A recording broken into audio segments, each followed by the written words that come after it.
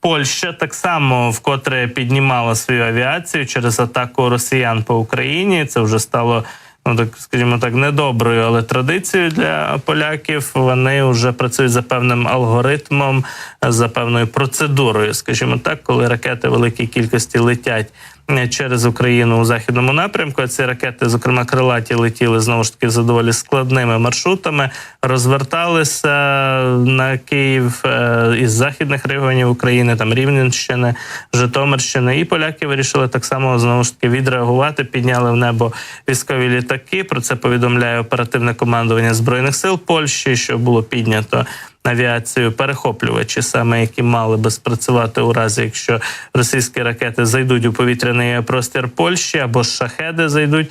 Але цього не сталося, і наразі все звелося знову ж таки до спостереження з боку польської авіації за тим, що відбувалося в повітряному просторі України. І оскільки не перетнули ці об'єкти повітряні цілі кордону, то не були задіяні польські, літаки перехоплювачі, аби збивати російські ракети або ж шахеди. Ну і польські військові нагадали, що остання така посилена активність російської авіації, стратегічних бомбардувальників, під час якої були нанесені удари якраз по заходу України, було зафіксовано в ніч 6 на 7 червня цього року. Отже, бачимо, що з певною періодичністю росіяни продовжують ці свої атаки. Ну і маємо звіт від наших повітряних сил про те, наскільки загалом росіяни запустили ракет, шахедів і що вдалося збити цієї ночі. Отже, пишуть наші військові, якраз командування повітряних сил і генерал Микола Олещук, про те, що вдалося збити 5 ракет різного типу і 24 ударні російські БПЛА, типу шахет. Усі вони належать до однієї моделі російського дрона або ірано-російського дрона. Отже, серед ракет бачимо збитий один аеробалістичний «Кінжал», ракету Х-47М2, ну і 4 крилаті ракети Х-101, Х-555. Отже, бачимо, що «Кінжали» таки запускали росіяни із свого Міга-31, з повітряного простору Тамбовської області було запущено «Кінжал», як повідомляють наші повітряні сили. 4 крилаті ракети Х-101, Х-555 було запущено з Саратовської області, і їх усі вдалося знищити, збити. Ну і також росіяни запустили один балістичний «Іскандер-М» із території Криму. От його знешкодити не вдалося, його у звіті якраз серед збитих цілей немає. З території Криму цей «Іскандер» міг, власне, летіти не обов'язково по Київській області.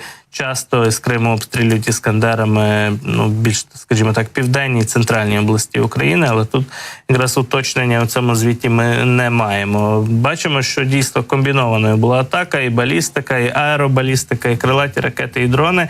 І от якраз загалом в результаті протиповітряних боїв збито 29 повітряних цілей ворога. Ну, фактично збито все, крім цього «Іскандера», який з Криму запускали. Якщо підсумувати, 29 із 30 повітряних цілей наші захисники неба знешкодили, знищили, за що їм величезна подяка. Дійсно вдалося уникнути біди, уникнути серйозних ушкоджень чи то інфраструктури, чи то житлових будівель, районів, де люди мешкають, от якраз російськими дронами і російськими ракетами. Фактично цей результат означає, що є наразі боєприпаси і до систем «Петріот», і до інших зенітних, скажімо так, батарей, підрозділи наших зенітників мають чим збивати, стріляти по повітряних цілях ворога і знешкоджувати ось таку загрозу.